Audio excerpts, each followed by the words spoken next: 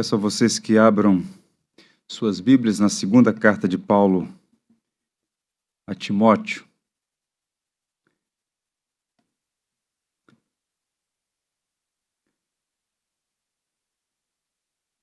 Segunda Timóteo, capítulo 1, leremos os versos 8 a 10.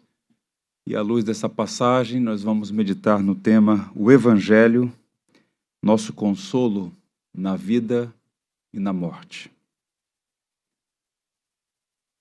Diz assim a viva e eficaz palavra de Deus. Não te envergonhes, portanto, do testemunho de nosso Senhor, nem do seu encarcerado que sou. Pelo contrário, participa comigo dos sofrimentos a favor do Evangelho segundo o poder de Deus, que nos salvou e nos chamou com santa vocação, não segundo as nossas obras, mas conforme a sua própria determinação e graça que nos foi dada em Cristo Jesus, antes dos tempos eternos, e manifestada agora pelo aparecimento de nosso Salvador Cristo Jesus, o qual não só destruiu a morte, como trouxe à luz a vida e a imortalidade, mediante o Evangelho. Que Deus nos abençoe. Na cidade alemã de Heidelberg, no contexto de mortes por guerra, fome, epidemias, dois jovens pastores escreveram um catecismo, um livro de instrução, que desde então tem sido usado para abençoar, edificar, consolar os cristãos, chamado de Catecismo de Heidelberg, escrito no século XVI por Zacarias Ursino e Gaspar Oleviano. Bem, tem sido uma grande bênção, talvez o catecismo mais conhecido da tradição protestante. A primeira pergunta e subsequente resposta a esta pergunta tem uma profundidade teológica, um tom pastoral impressionantes. Diz assim: qual é o seu único fundamento na vida e na morte? Resposta: o meu único fundamento é meu fiel Salvador Jesus Cristo. A Ele pertenço em corpo e alma, na vida e na morte, e não pertenço a mim mesmo. Com seu precioso sangue Ele pagou por todos os meus pecados e me libertou de todo o domínio do diabo. Agora Ele me protege de tal maneira que, sem a vontade do meu Pai do céu, não perderei nem um fio de cabelo. Além disto, tudo coopera para o meu bem. Por isso, o Espírito Santo, Ele também me garante a vida eterna e me torna disposto para viver para Ele, daqui em diante, de todo o coração. Um texto belíssimo, ancorado na Escritura Sagrada. Eu queria que você imaginasse comigo por alguns instantes o apóstolo Paulo, o grande teólogo do cristianismo, o principal plantador de igrejas da história, o maior escritor do Novo Testamento e também o amável e amigo pastor de Timóteo. Paulo está confinado no espaço apertado de uma cela subterrânea em Roma com uma sentença de morte. Seu corpo está preso, mas seu espírito está livre, ele está com os olhos na eternidade. Pensando em Jesus Cristo, que tanto o amou e revelou-se a ele, o crucificado e ressurreto, como ele dizia, ele envia então uma palavra de encorajamento ao atribulado Timóteo, distante dele. Paulo está em Roma, Timóteo em Éfeso. Paulo lembra a Timóteo, nos versos primeiros do capítulo 1, que Timóteo é seu filho na fé. Dos amigos todos que Paulo teve em sua jornada, Timóteo era o mais próximo a ele. Meu filho Timóteo, por quem ele orava sem cessar dia e noite. Paulo diz nessa introdução que recordava das lágrimas de Timóteo, estava ansioso para revê-lo. Na verdade, essa era uma Um desejo, não uma expectativa, porque Paulo mesmo vai dizer no capítulo 4 que estava convencido de que se a hora havia chegado, ele completou a carreira. Mas Paulo vai lembrar Timóteo que ele é portador da verdadeira fé. Timóteo era um crente sincero. Paulo qualifica a fé salvadora como sem fingimento. Neto de Lloyd, filho de Eunice, duas piedosas cristãs que são nominalmente citadas pelo apóstolo.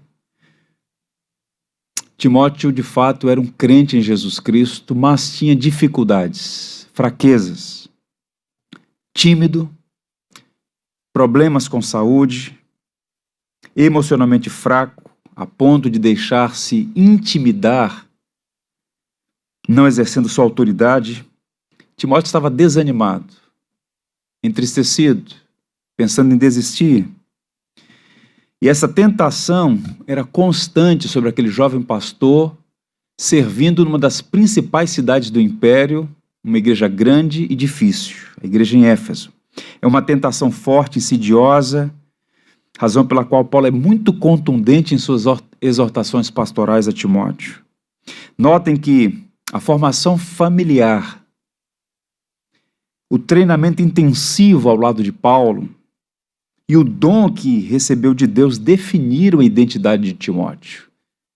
Ele é alguém chamado para a salvação e para o exercício do ministério de cuidar da igreja. Repito, ele é crente em Jesus. No entanto, na fornalha das aflições, ele tinha problemas dentro da igreja e fora dela.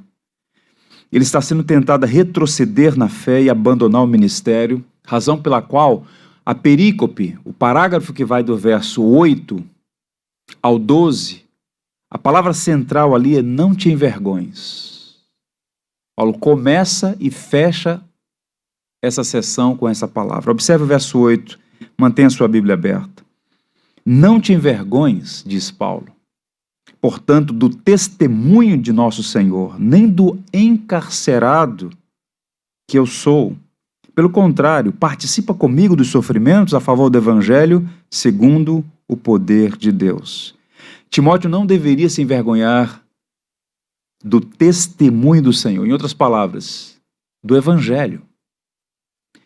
Nem ter vergonha de Paulo, que a si mesmo se classifica como um encarcerado, um prisioneiro do Senhor.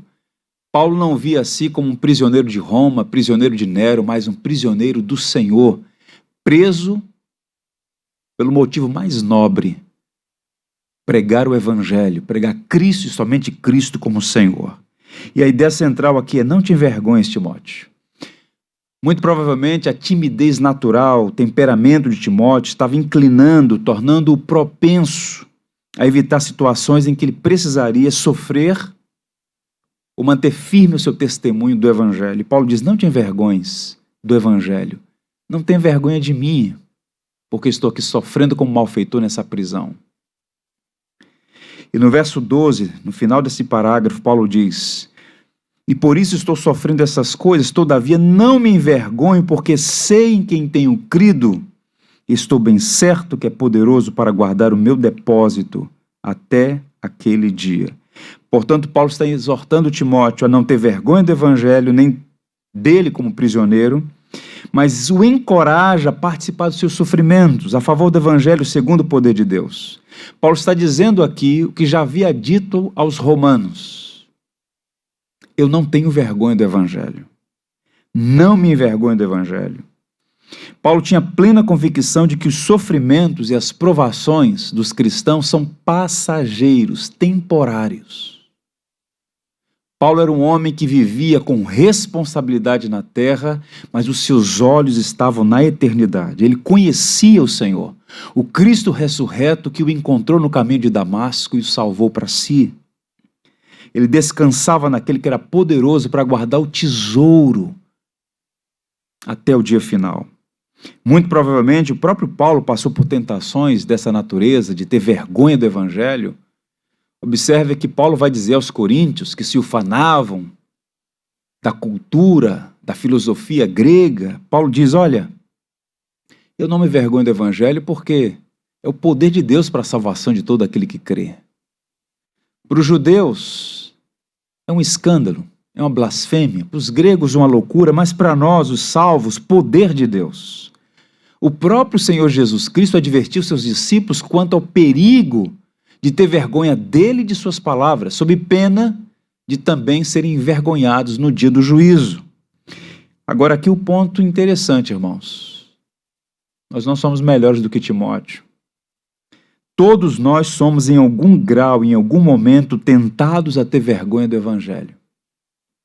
O poder da opinião pública, a patrulha ideológica que domina parte do pensamento ocidental hoje, pode exercer uma forte pressão e somos inclinados a ceder, tal como uma árvore que se inclina, que pende sob a força do vento. E a palavra de Deus para nós é: não te envergonhes do Evangelho. Há princípios, há valores. O Evangelho precisa ser conhecido, amado, defendido, proclamado. Não te envergonhes do Evangelho. E Paulo então diz para aquele jovem desanimado: reavives o dom que é em ti, o qual te foi imposto, colocado por imposição de mãos. Pergunta: como consolar uma pessoa abatida? Como encorajar alguém desanimado? Como confortar um enlutado? Paulo faz isso trazendo à memória de Timóteo o Evangelho de Deus. Como teólogo e pastor, Paulo sabia que o recurso mais eficaz para encorajar, animar, consolar é o Evangelho. Por natureza, homens e mulheres, quando se veem pressionados pelas adversidades da vida, fazem um movimento pendular. Nós temos visto isso nos estudos do Saltério. Muito comum nos Salmos, esse movimento entre o desespero e o otimismo vazio. Pergunta, mais uma: o que permite que você suporte as lutas dessa vida e se mantenha firme, sem temor da morte, que está a caminho? Ninguém gosta de sofrer. Nós não somos adeptos do sofrimento como uma coisa agradável. Sofrer não é agradável. Paulo mesmo, por 3 vezes, pediu ao Senhor que removesse o seu espinho na carne. Ninguém gosta de sofrer. Mas Paulo descobriu 2 lições valiosíssimas que ensinou a Timóteo e os cristãos para os quais escreveu, as igrejas que visitou, e ainda hoje ecoam como graça de Deus a nós. Que lições são essas? A vida não é indolor. Nós vivemos num mundo caído que reflete as lutas de pessoas que vivem fora do jardim. A vida não é indolor. Mas a segunda boa notícia é que a graça de Deus é suficiente para sustentar a nossa vida. Portanto, irmãos, mantenhamos os nossos olhos em Cristo e não na força do vento. Agora observem. O que se percebe é que as dificuldades da vida, as tribulações da jornada, bagunçam as nossas emoções. Por isso que tem esse movimento pendular. E muitas vezes, crentes, sinceros, verdadeiros, quando se veem atribulados, acossados, podem experimentar os mais variados sentimentos, inclusive de desânimo, de abatimento, de sensação de que recuar é o melhor a fazer. Na contramão do mundo e de suas ilusões, o cristão é chamado a confiar no Evangelho, nossa única esperança na vida e na morte, como diz o Catecismo de Heidelberg. Os versos 9 e 10 têm uma palavra para nós na manhã deste dia. E eu peço a você que mantenha sua Bíblia aberta, nós vamos examinar esses 2 versos preciosíssimos, porque a sinopse desses versos é o Evangelho. Mais uma vez, diz assim então os versos 9 e 10 do capítulo 1 da 2ª carta de Paulo a Timóteo. Que nos salvou e nos chamou com santa vocação, não segundo as nossas obras, mas conforme a sua própria determinação e graça, que nos foi dada em Cristo Jesus antes dos tempos eternos e manifestada agora pelo aparecimento de nosso Salvador Cristo Jesus, o qual não só destruiu a morte, como trouxe à luz a vida e a imortalidade mediante o Evangelho. Ontem, lendo esse texto mais uma vez, confesso a vocês, irmãos, que eu chorei. Que palavras extraordinárias, que conforto, que paz, que bênção. Nós encontramos aqui um pastor fiel, o apóstolo Paulo, levando ao seu filho na fé palavras de encorajamento. Não são coisas frívolas, inócuas, tolas, mas palavras dignas de toda aceitação, conforto genuíno a quem está abatido. Observe que tanto no início do seu ministério quanto no final, Paulo mantém-se como um arauto da graça, cuja missão é falar do Evangelho. O Evangelho, nosso único consolo na vida e na morte. Paulo passa a falar aqui com mais detalhes acerca desse Evangelho, que Timóteo não deveria ter vergonha, muito pelo contrário, deveria suportar, sofrer, proclamar como um arauto da graça. Observe que na anunciação do nascimento nos campos de Belém, os anjos aparecem aos pastores no campo e dizem assim: hoje vos nasceu na cidade de Davi o Salvador, que é Cristo o Senhor. O nascimento do Salvador é a boa notícia. É impossível falar do Evangelho sem falar da salvação. Evangelho é a boa notícia de como Deus salva pecadores. Não apenas salva, mas os preserva no Evangelho, guarda o tesouro até o dia final. Em sua primeira viagem missionária, Paulo chama o Evangelho de a mensagem da salvação. Da primeira missão até Roma, naquela prisão, em todo o tempo, Paulo em nenhum momento alterou o Evangelho. O Evangelho não é de Paulo, não é meu, não é seu. O Evangelho é de Deus. Só existe um Evangelho capaz de salvar os que creem. O Evangelho que Paulo, dizendo aos Efésios, chama de o Evangelho da nossa salvação. O Evangelho das insondáveis riquezas de Cristo. E há nesses 2 versos que nós lemos 3 verdades sobre o Evangelho da graça que Timóteo sabia, pregava, mas precisava relembrar, porque problemas embaçam a visão e enfraquecem a memória. Talvez seja essa a sua situação hoje. Conhece o Evangelho, mas sentindo-se pressionado pelas circunstâncias da vida, parece que sofreu um apagão. Lembre-se do conteúdo do Evangelho. É sobre isso que nós vamos falar hoje. A essência do Evangelho, a origem do Evangelho e o fundamento do Evangelho. Primeiro, Paulo começa a falar sobre o que é a salvação, a essência do Evangelho. Observe a primeira sentença do verso 9, que nos salvou e nos chamou com santa vocação. O apóstolo Paulo, sobre a direção do Espírito Santo, afirma que Deus nos salvou. Deus é o sujeito aqui. E mais, nos chamou com santa vocação. A primeira afirmação aqui é muito clara, clara como a luz do sol.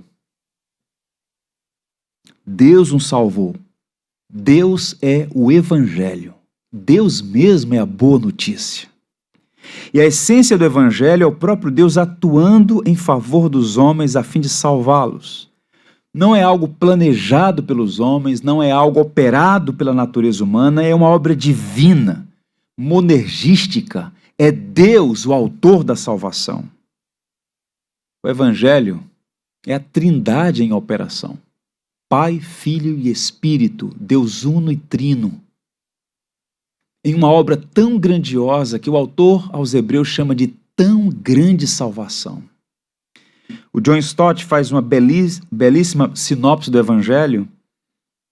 Em algumas linhas, eu vou ler para você um resumo da essência do Evangelho.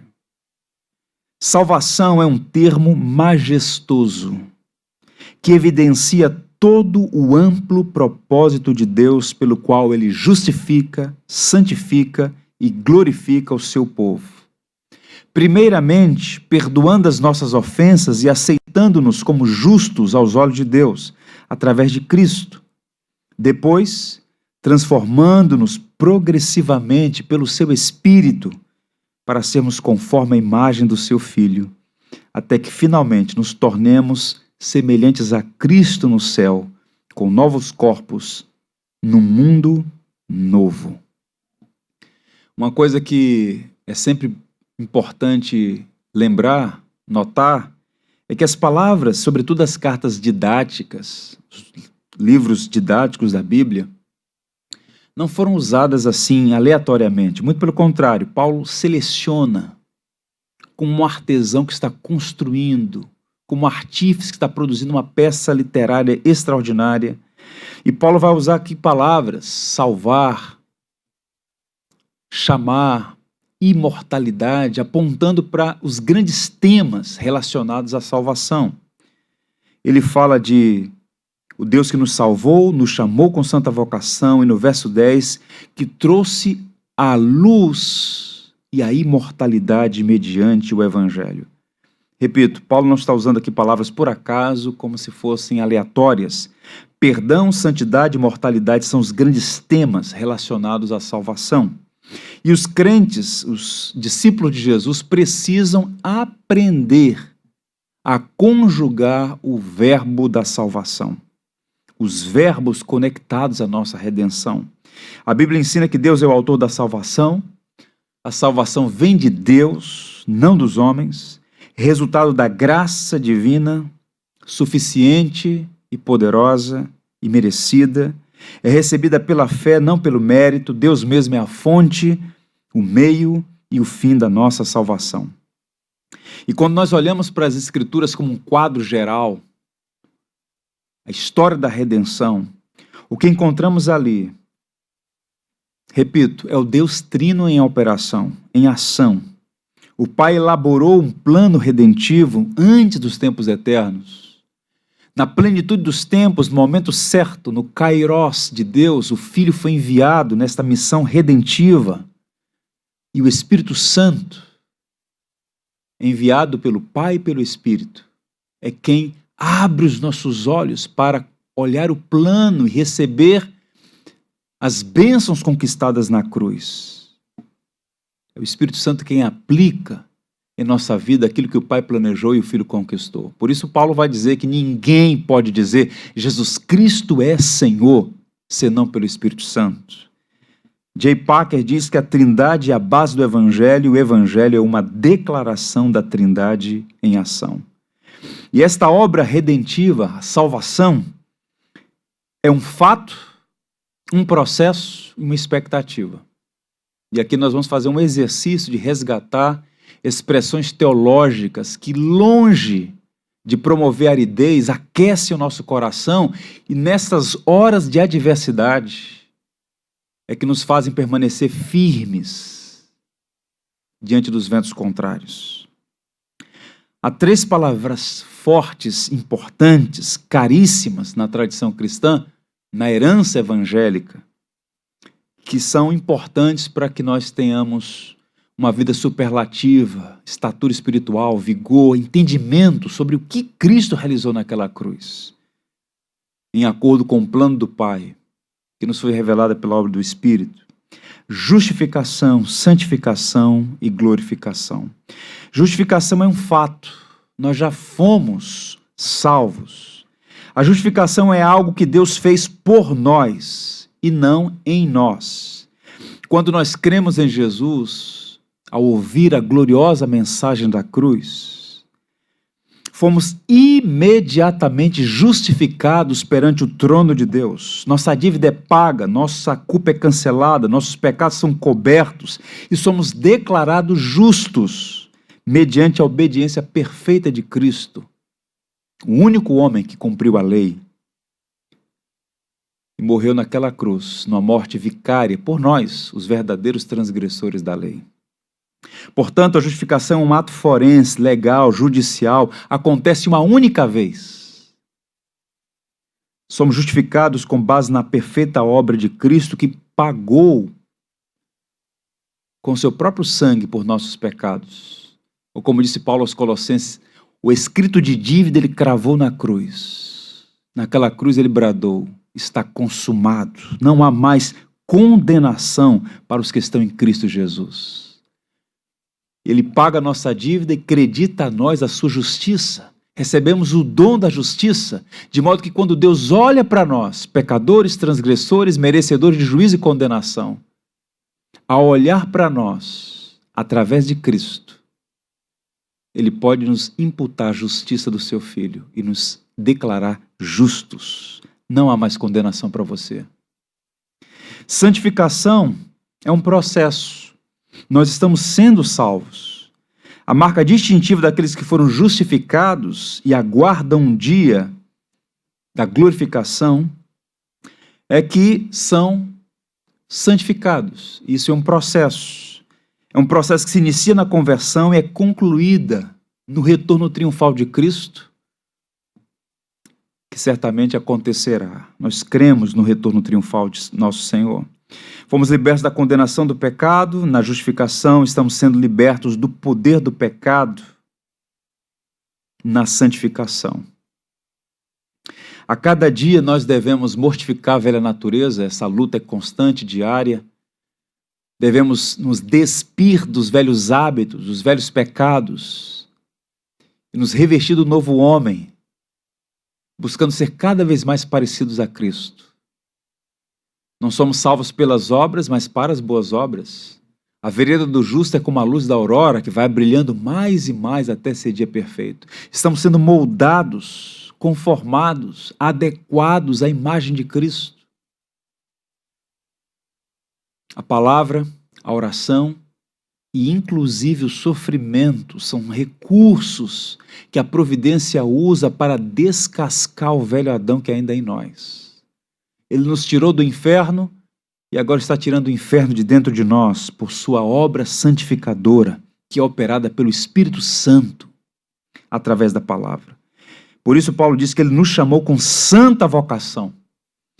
Deus nos chamou para a santidade. Sede santos, porque eu sou santo, está no Antigo Testamento e no Novo Testamento. Continua normativo a nós. Imitar o caráter do nosso Pai, que é santo, e mais do que santo, é santíssimo. E por fim, glorificação.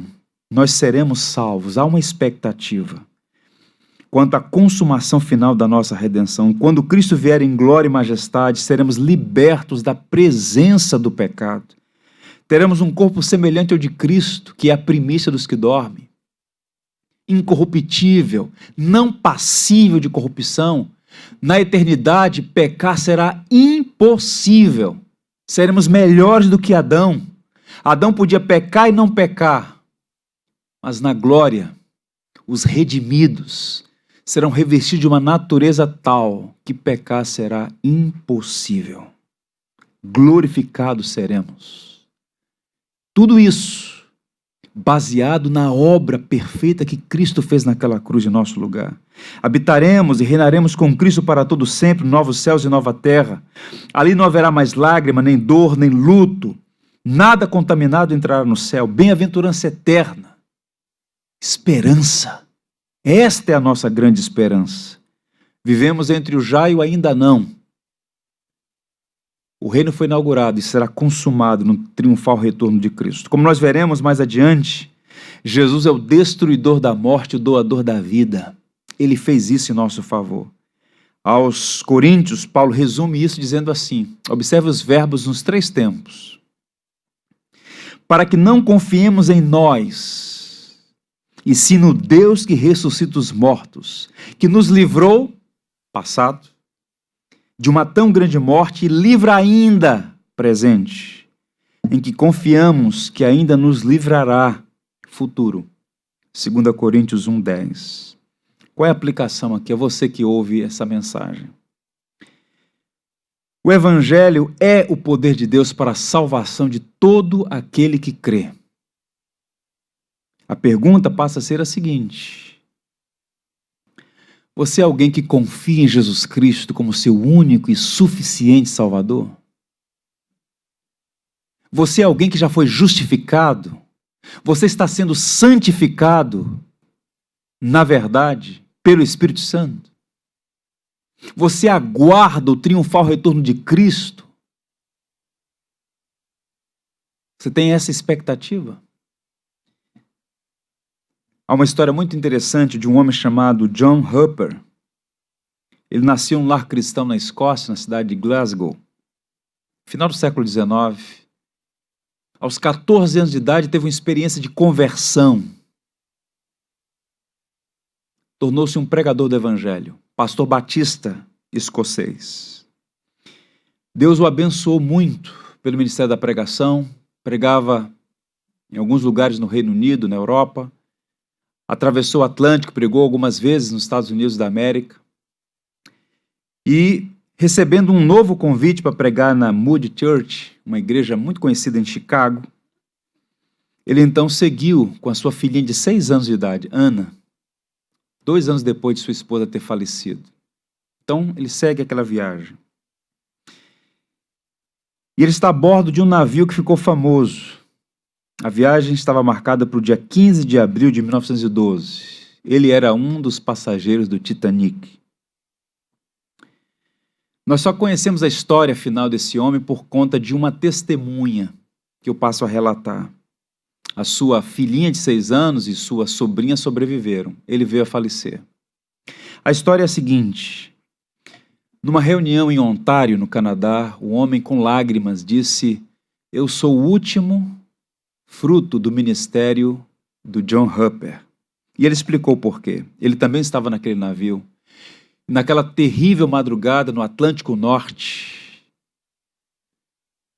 naquele mar das aflições, aquele homem segurando destroços daquele navio, ele percebe que um homem está sendo conduzido pelas ondas mais para perto dele, e ele diz o seguinte: "Subitamente, uma onda trouxe até mim um homem, John Hooper.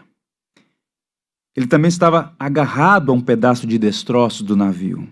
E ele bradou: 'Homem, você é salvo?' Eu respondi: 'Não, eu não sou.' E ele gritou de volta: 'Crê no Senhor Jesus Cristo e serás salvo.' As ondas afastaram Hooper de mim mais um pouco, e depois novamente ele foi trazido para mais perto, e ele gritou pela segunda vez: 'Homem, você está salvo agora?' E não, respondi, trêmulo.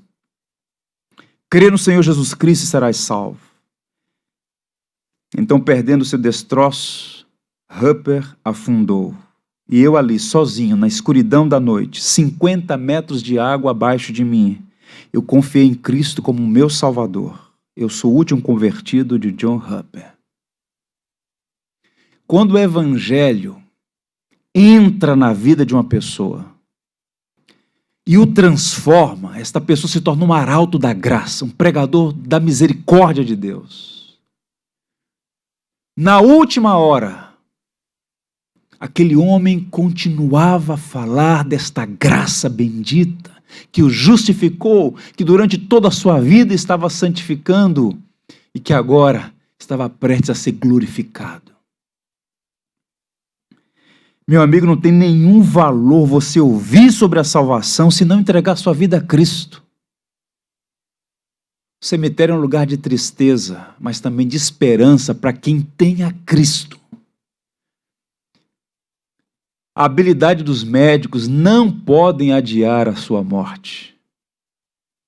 Nem a astúcia de Satanás, dizia Spurgeon. Deus é quem determina o dia e a hora em que Ele chama aqueles a quem Ele deu vida e tira.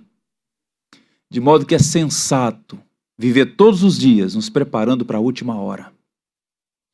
E o que Paulo está dizendo daquele cárcere, com a espada do soldado romano no pescoço, escrevendo a um jovem atribulado: Deus nos salvou e nos chamou com santa vocação, antes dos tempos eternos, por determinação e graça. Ele, Jesus, destruiu a morte e trouxe a vida e a imortalidade, um homem embevecido pelo Evangelho. Você está errado se pensa que não precisa de salvação. Mas também está errado se achar que não pode ser salvo. O Evangelho é a boa notícia de que você precisa ser salvo e que Deus salva pela graça, independente das obras. Porque observe o restante da passagem. Nos salvou e nos chamou com santa vocação. não segundo as nossas obras, mas conforme a sua própria determinação e graça. A salvação não é recompensa por bom comportamento. Aprove a Deus salvar pecadores. Pecadores que a si mesmo confessam: ai de mim, ser propício a mim, pecador, como disse Jesus naquela parábola. O Evangelho é a boa notícia de que Deus nos amou apesar de nós, nos redimiu no sangue de seu Filho imaculado, o Cordeiro que foi destinado antes da fundação do mundo para salvar o seu povo. A maravilhosa graça de Deus é manifestação do seu amor aos que não merecem. Timothy Keller resume bem isso ao dizer o seguinte: somos muito piores do que imaginamos e muito mais amados do que podemos imaginar. Esse é o grande paradoxo. Rebeldes, pecadores, transgressores, indignos, porém amados. Isso me consola.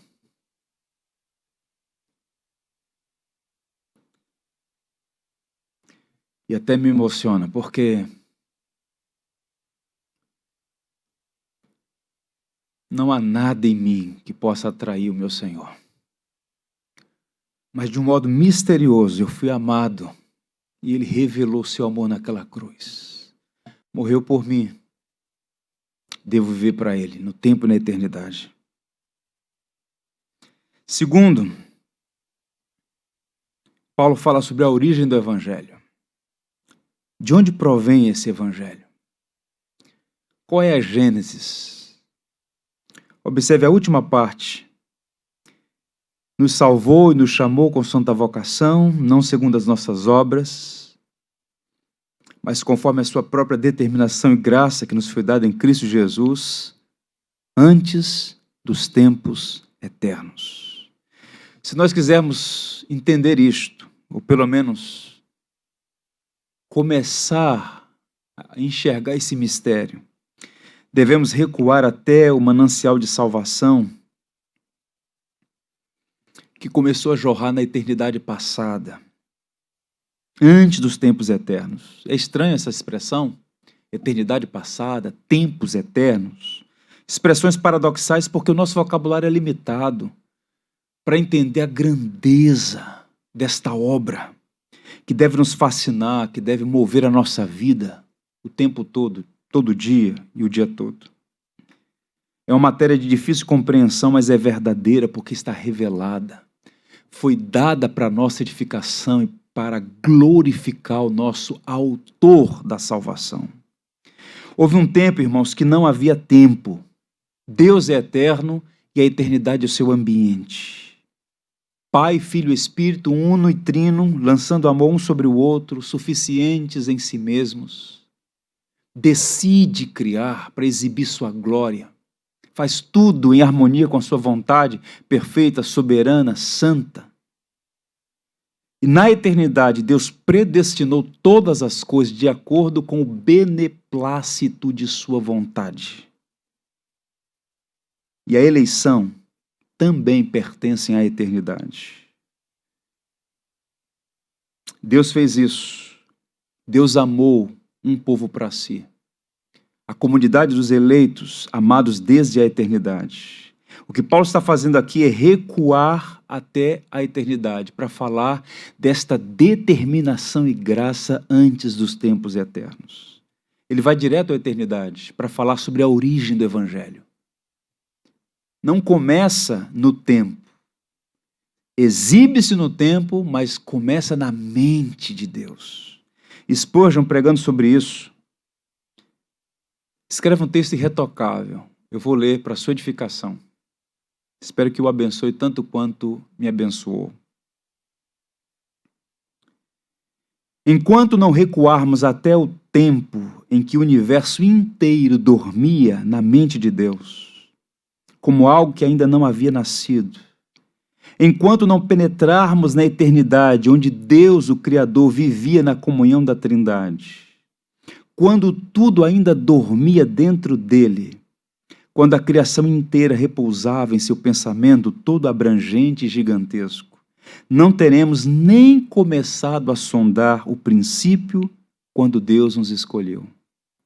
Deus nos escolheu quando o espaço celeste não era ainda agitado pelo marulhar das asas de um único anjo. Quando ainda não existia qualquer ser, ou movimento, ou tempo, quando coisa nenhuma ou ser nenhum, exceto o próprio Deus, existia, na comunhão da Santíssima Trindade. A salvação que Deus nos deu, por sua própria determinação e graça, começa na eternidade, nos tempos eternos. Não é algo arbitrário, mas de sua livre, soberana e boa vontade.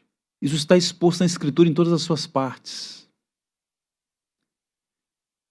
E foi dada a nós como revelação de sua vontade para que Deus fosse glorificado. Veja como Paulo começa a sua magna carta aos Efésios. Dos versos 3 a 14, didaticamente arranjada num tributo ao Deus Trino. Ele fala do planejamento do Pai, da obra do Filho e da ação do Espírito Santo. Ele começa assim: bendito Deus e Pai de nosso Senhor Jesus Cristo, louvor, que nos tem abençoado com toda a sorte de bênção espiritual nas regiões celestiais em Cristo, assim como nos escolheu nele antes da fundação do mundo para sermos santos e irrepreensíveis perante ele, e em amor nos predestinou para ele, para a adoção de filhos, por meio de Jesus Cristo, segundo o beneplácito de sua vontade, para o louvor da glória de sua graça, que ele nos concedeu gratuitamente no amado. O ensino de Paulo, o ensino da Bíblia, é que aqueles que gozam essas bênçãos espirituais em Cristo Jesus, gozam porque foram eleitas, escolhidas por Deus para isso. Nos elegeu nele, em Cristo, antes da fundação do mundo. Uma escolha livre, graciosa e soberana. Qual é a aplicação aqui? Essa doutrina nunca é introduzida para despertar curiosidade carnal, debate frívolo, inútil. Essa doutrina é exposta para promover humildade em nós, para excluir o nosso orgulho e para gerar gratidão. Eu não sei por que o Senhor me escolheu, mas eu te dou graças por tua bondade e misericórdia. Nós o amamos, irmãos, porque ele nos amou primeiro. Você não é crente porque é inteligente. Você não é salvo porque é bom. Você está entre os remidos porque ele te amou desde a eternidade e moveu todas as coisas para que em algum momento você ouvisse o Evangelho. O método de Deus salvar é Cristo crucificado e ressurreto. Tanto é que quando Paulo escreve a sua segunda carta aos Tessalonicenses, ele vai nessa mesma direção. Devemos sempre dar graças a Deus por vós, irmãos, amados pelo Senhor, porque Deus vos escolheu desde o princípio para a salvação, pela santificação do Espírito e fé na verdade. A origem do Evangelho é o próprio Deus, desde a eternidade. E por fim, o fundamento do Evangelho. Onde se baseia? O alicerce, a rocha. A salvação foi planejada na eternidade, executada na história. Existe um firme fundamento na obra histórica de Jesus Cristo, realizada no seu primeiro advento. Primeiro, Paulo fala sobre essa salvação como algo planejado desde os tempos eternos, por determinação e graça. E agora ele vai falar sobre a manifestação do plano, a execução do plano, a historicidade do plano. Tão aguardados, profetas aguardavam o desejado de todas as nações, o Messias, o Cristo. E no verso 10 ele diz: e manifestada agora pelo aparecimento de nosso Salvador Cristo Jesus. Manifestada agora. O plano que na eternidade estava em segredo na mente de Deus tornou-se público, notório, no aparecimento de nosso Salvador Jesus Cristo. E Paulo passa a falar de dois estágios deste plano grande e glorioso. Os dois estágios divinos foram em Cristo e através de Cristo. A dádiva eterna e secreta agora foi manifesta de modo histórico e público. Perguntas. O que Jesus realizou ao aparecer no palco da história, por determinação e graça de Deus? Como essa informação poderia ajudar um pastor desanimado no primeiro século? Como essa mensagem pode ajudar você aí, aqui e agora, eu e você, nós todos, nas nossas lutas? Vejam como a teologia cristã tem uma aplicação prática. Paulo não cede às tolices da autoestima, do buscar em nós recursos para driblar as nossas fraquezas. Paulo olha para o Evangelho, fonte de consolo na morte e na vida. O apóstolo Paulo dá uma dupla resposta, e com isso eu caminho. Cristo destruiu a morte e trouxe luz e imortalidade mediante o Evangelho. Esta é a base da nossa salvação. Paulo fala de uma coisa negativa e de outra positiva. Primeiro, Cristo destruiu a morte. Observe a última parte. E manifestado agora pelo aparecimento de nosso Salvador Cristo Jesus, o qual não só destruiu a morte, palavra pesada. Morte é uma palavra densa, mas é a melhor maneira de descrever a condição do homem. O homem está morto. Esse é o diagnóstico da Bíblia. A Bíblia fala que o salário do pecado é a morte, horrível punição pela transgressão da lei. Romanos 6:23. E quando a gente olha o quadro todo da Bíblia, encontramos a morte usada em 3 sentidos. Morte física, que é a separação temporária do corpo e da alma. O corpo desce à sepultura, mas a alma volta ao seu Criador. Morte espiritual, que é a alma separada de Deus, e há muitos que têm saúde física, mas estão espiritualmente mortos, separados do seu Criador. E existe a pior de todas, a morte eterna. A alma e o corpo separados eternamente de Deus. Paulo afirma que Cristo destruiu a morte. O que significa isso? A morte ainda não foi eliminada, pois continua sendo uma realidade. Milhares de pessoas morrem todos os dias, pelos mais variados motivos. Muitos pecadores continuam mortos em seus delitos e pecados. Na manhã de hoje, as pessoas levantam da cama, tomam um café, planejam seu dia, como se Deus não existisse, alienadas de Deus, cegas, com entendimento obscurecidos. Todos os seres humanos morrem fisicamente e continuarão a morrer, exceto aquela geração que vai testemunhar o retorno triunfal de Jesus. Muitos experimentarão a segunda morte, essa é uma expressão usada no livro de Apocalipse, para o inferno, segunda morte, que é o banimento eterno, para estar para sempre debaixo do juízo e da ira do Deus justo. E observe que Paulo escreveu aos Coríntios sobre a destruição final da morte. 1 Coríntios 15:26 diz: o último inimigo a ser destruído é a morte. Pergunta: quando ele diz que Cristo destruiu a morte, o que é que ele está comunicando a Timóteo? O ensino de Paulo é que Cristo derrotou a morte decisivamente. A morte foi morta na morte de Cristo, pois ao terceiro dia ele ressuscitou. Destruir aqui é um verbo que significa, ouçam, tornar ineficiente, sem poder, inútil. Em outras palavras, o sangue de Cristo embotou a espada da morte. Ela fere, mas não mata.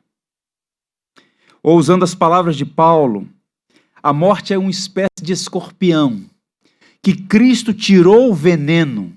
Ele pica, ele fere, mas não tem poder mais de matar aqueles que foram alcançados pela graça de Deus. Ela perdeu a sua eficiência sobre os filhos de Deus.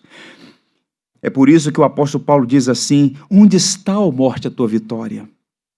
Onde está, ó morte, o teu aguilhão? Cadê o teu veneno, morte? O aguilhão da morte é o pecado e a força do pecado é a lei. E aí ele não consegue mais falar nada a não ser louvar a Deus e diz: graças a Deus, que nos dá vitória por intermédio de nosso Senhor Jesus Cristo. Um escorpião sem veneno, um comandante humilhado por suas tropas foram derrotadas por um único homem, Cristo Jesus. Eu faço aqui algumas aplicações. Ouça isso. A morte continua sendo uma experiência dolorosa. Eu perdi a conta das vezes que eu já fui ao cemitério para ofícios fúnebres. E é sempre doloroso ver as famílias chorando, as lágrimas escorrendo. A dor da separação é uma violência. Jesus chorou diante do túmulo de Lázaro, mostrando a sua empatia com os seus amados, a violência que o pecado gera na humanidade. A morte entrou no mundo por causa do pecado, é uma intrusa. Segundo, viver é Cristo, morrer é lucro. Paulo afirma que morrer é partir estar com o Senhor, o que é incomparavelmente melhor. Essa é a glória do cristão. Não é um sono eterno, não é ser lançado num abismo escuro, não é uma incógnita. Como você pode ter essa certeza, pastor? Porque Cristo está vivo. O que aconteceu com Ele acontecerá conosco. Ele é a primícia dos que dormem. O mesmo poder que ressuscitou Jesus no túmulo é o mesmo poder que nos tirou da escuridão espiritual. É o mesmo poder que levantará os nossos corpos dos cemitérios.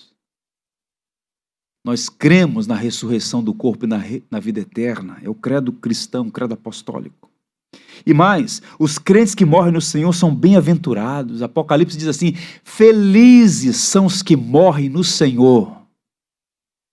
Para quem fica, tristeza. Para quem fica, saudades. Mas para aqueles que vão no Senhor é uma felicidade indescritível. Cessam as dores, recolhem-se as lágrimas, para desfrutar das alegrias e glórias ininterruptas. E mais, os eleitos de Deus, cujos nomes estão escritos no livro da vida, escritos com sangue carmesim, jamais passarão pela segunda morte. Estarão para sempre com o Senhor, para sempre.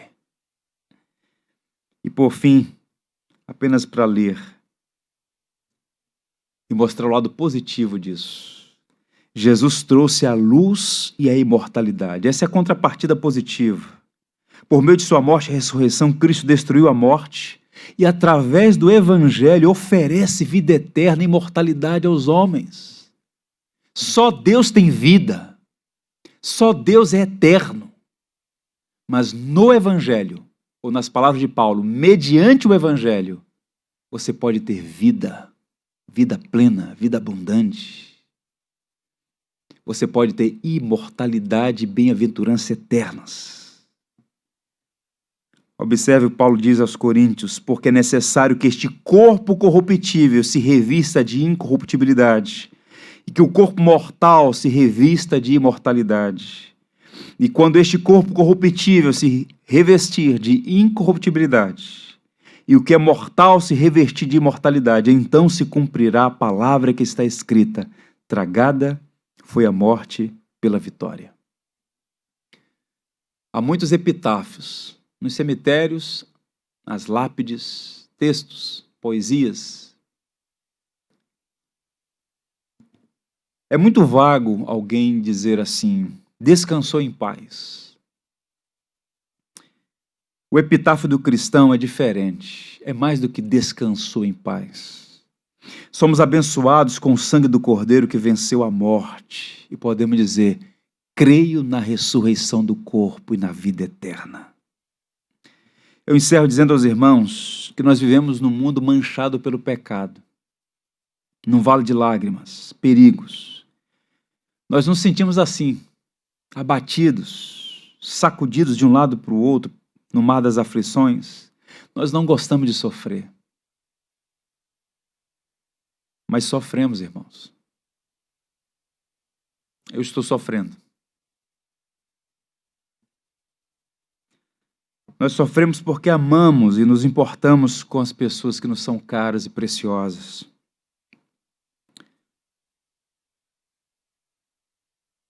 Sofremos porque temos ansiedades que insistem em perturbar a nossa alma. Nós sofremos porque nos sentimos pequenos diante de tantos desafios.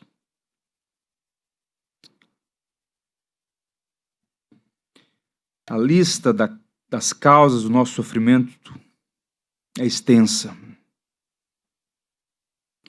mas não é tão grande quanto a graça de Deus. O mesmo Paulo que disse: Senhor, remove o espinho, ouviu Cristo dizer: a minha graça te basta. Paulo estava preso e sentenciado à morte, mas era um homem livre e feliz. Seus olhos na eternidade, trazendo à memória que Cristo venceu a morte e garantiu vida eterna, ele está confortado e é capaz de consolar. Paulo resume o Evangelho e o apresenta como sendo uma fonte de consolo na vida e na morte. O dom eterno da graça, o aparecimento histórico de Jesus para destruir a morte, o convite que Deus faz ao pecador por meio da pregação do Evangelho, a santificação que o Espírito Santo opera em nossa vida, o santo chamamento à pátria celestial. É o resumo do que Paulo diz a Timóteo, que recebeu aquele encorajamento. E diz a história cristã que ele permaneceu fiel até o último dia da sua vida pregando o Evangelho. O Evangelho confortou, consolou, reanimou aquele jovem pregador. Este mesmo Evangelho vivo e eficaz que pode fazer isso aí na sua vida, no seu coração, nas suas emoções. Confortar, encorajar, animar, manter viva a chama do Evangelho. Eu quero orar com os irmãos, tomando emprestadas as palavras dos nossos irmãos que no século XVII fizeram orações belíssimas que foram registradas. Esta oração tem um título curioso: O amor ilustrado no Calvário. Meu Pai, alarga o meu coração, aquece os meus afetos, abre os meus lábios. Supre-me com palavras que proclamem o amor ilustrado no Calvário.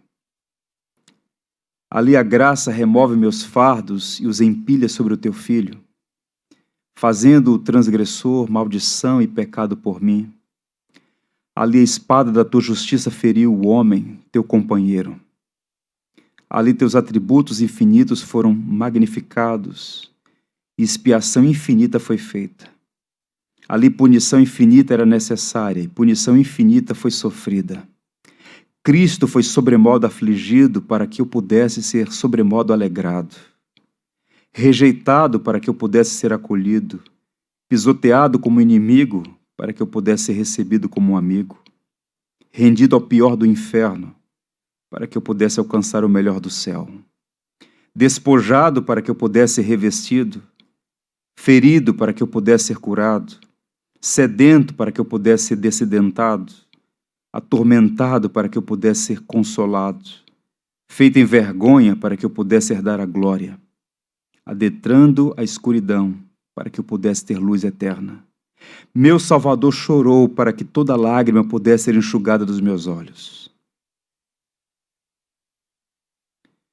Gemeu para que eu tivesse música sem fim.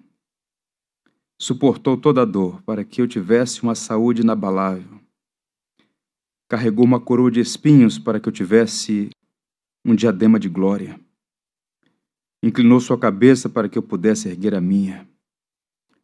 Experimentou a reprovação para que eu pudesse ser aceito. Fechou seus olhos na morte para que eu pudesse enxergar claramente. Expirou para que eu pudesse viver para sempre.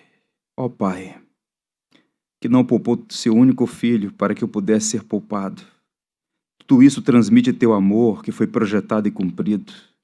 Ajuda-me a te adorar com os meus lábios e vida.